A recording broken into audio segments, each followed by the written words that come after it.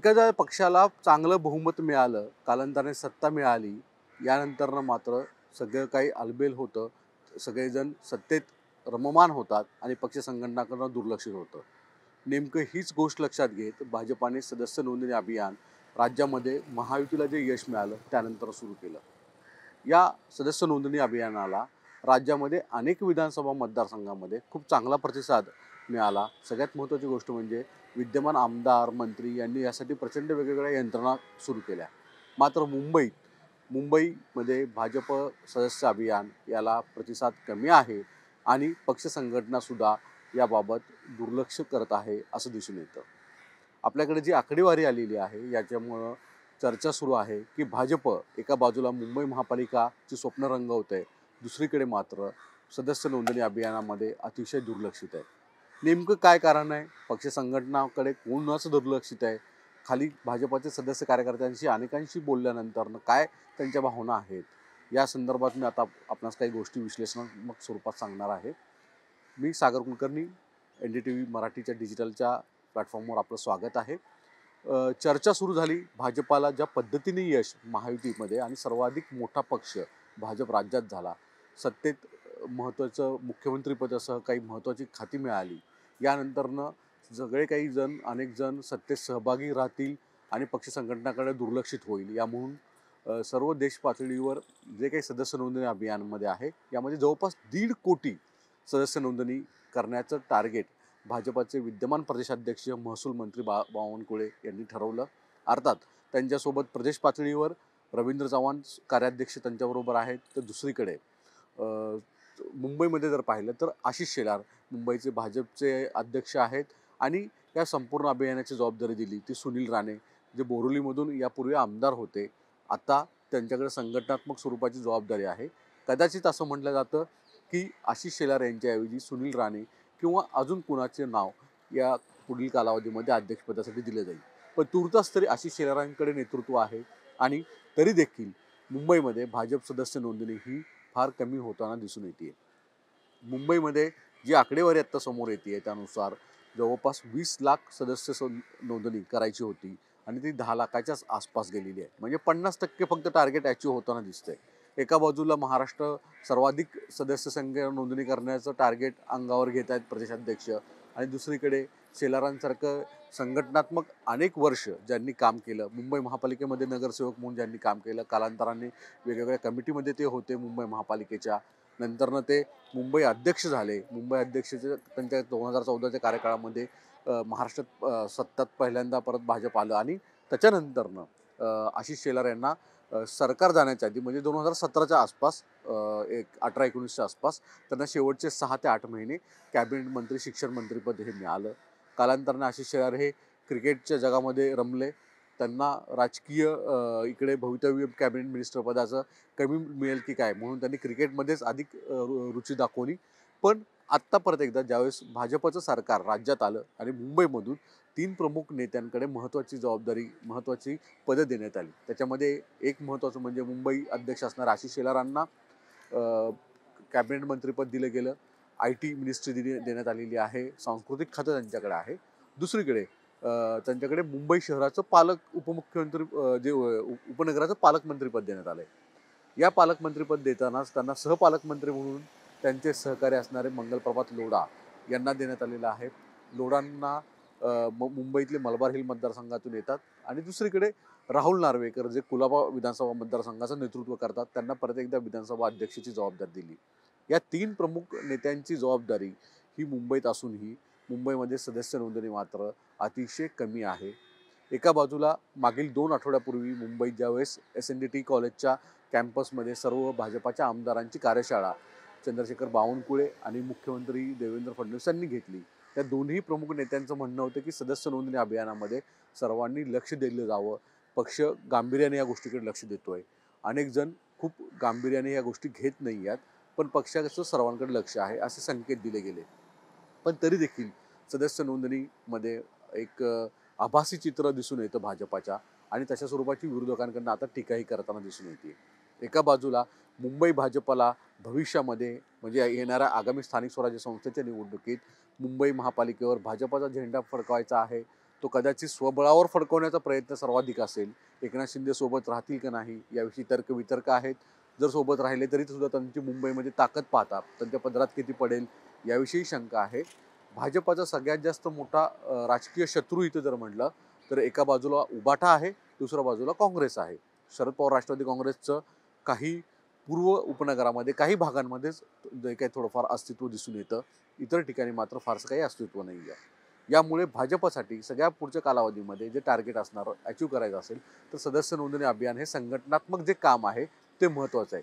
मग तरी देखील आशिष शेलारांसारखा नेता या गोष्टीकडे दुर्लक्षित करतायत का?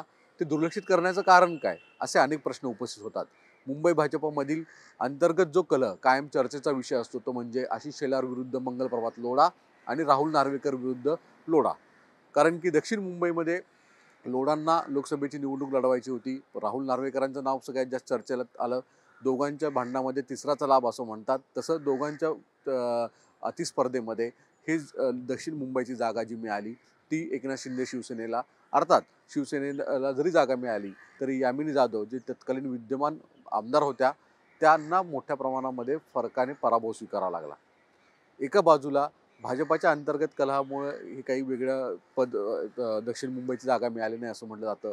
दुसरीकडे आशिष शेलार आणि लोढांमध्ये जी स्पर्धा आहे सुरू आहे यामुळेच लोढांना मुंबईमध्ये पालकमंत्रीपद कुठलं द्यायचं, कारण की मुंबईचं पालकमंत्रीपद थेट तत्कालीन मुख्यमंत्री आणि विद्यमान उपमुख्यमंत्री एकनाथ शिंदे यांनी स्वतः मागणी केली. स्वतः ते आता पालकमंत्री मुंबई शहराचे झालेत.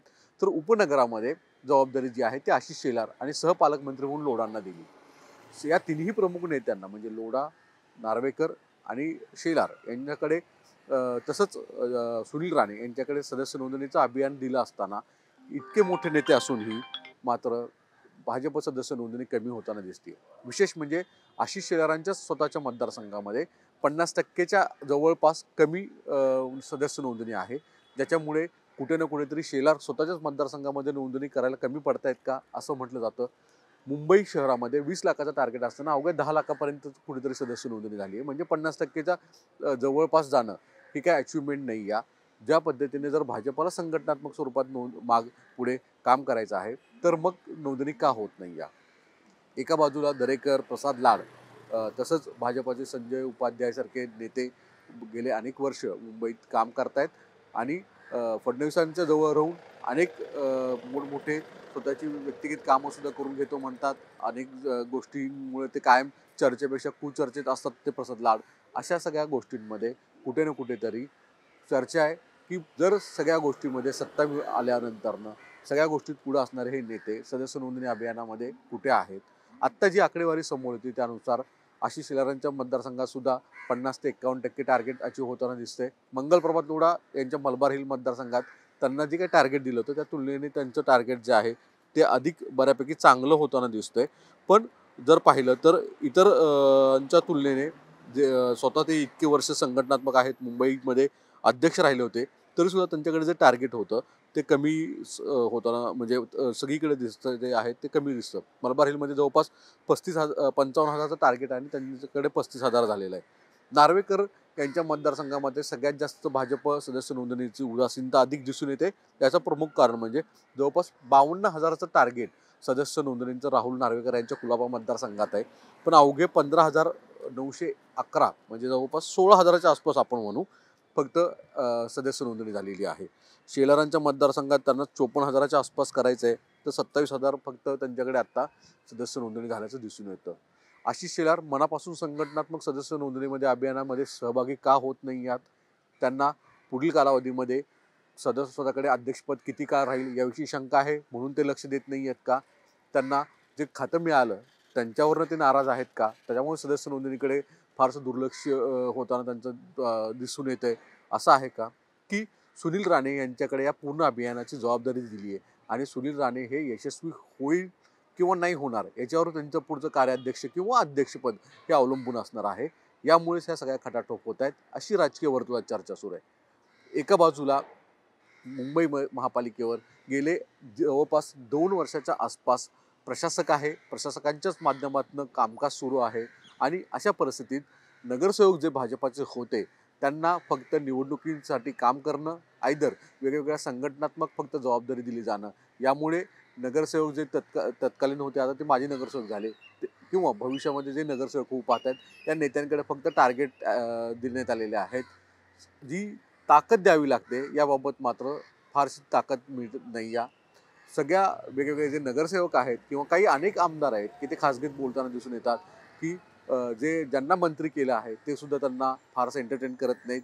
वेगवेगळे त्यांच्याकडे सामाजिक कामं घेऊन गेले, कुठले तर मतदारसंघातली कामं घेऊन गेले तरी फारसं एंटरटेन होत नाही. यामुळे एक निष्क्रियता जी आहे किंवा नाराजी आहे अशी ती अधिक त्यांच्या स्थानिक पातळीच्या कार्यकर्त्यांमधून दिसून येते.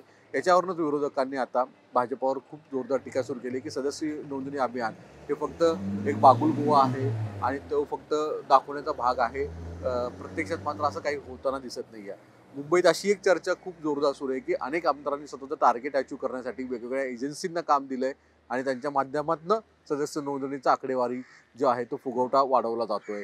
यामुळे खरंच संघटना मजबूत होणार आहे का की फक्त आकडेवारी सांगण्यापुरती अधिक राहणार आहे, याविषयी एक तर्कवितर्क लावले जात आहेत. एकूण आशिष शेलार मुंबईचे अध्यक्ष आहेत. या संपूर्ण अभियानचा जबाबदारी सुनील राणेंकडे आहे. दुसरीकडे मंगलप्रभात लोढा, राहुल नार्वेकर हे सारखे महत्त्वाच्या पदावर बसलेले नेते आहेत. पण तरी देखील मुंबईमध्ये भाजप संघटनात्मक सदस्य नोंदणी अभियानामध्ये फारसा उत्साह दिसत नाही. निरुत्साह कशामुळे? एकमेकांची पाणी अडवा पाणी जिरवा ही जी काही राजकारणात एक म्हण आहे ती करण्याचा प्रयत्न आहे का? यातनं कुणाला पुढे अजून काही साध्य करायचं आहे का? असे अनेक प्रश्न उपस्थित होताना दिसत आहेत. तुर्तास इतकंच. सागर कुलकर्णी, NDTV मराठी, मुंबई.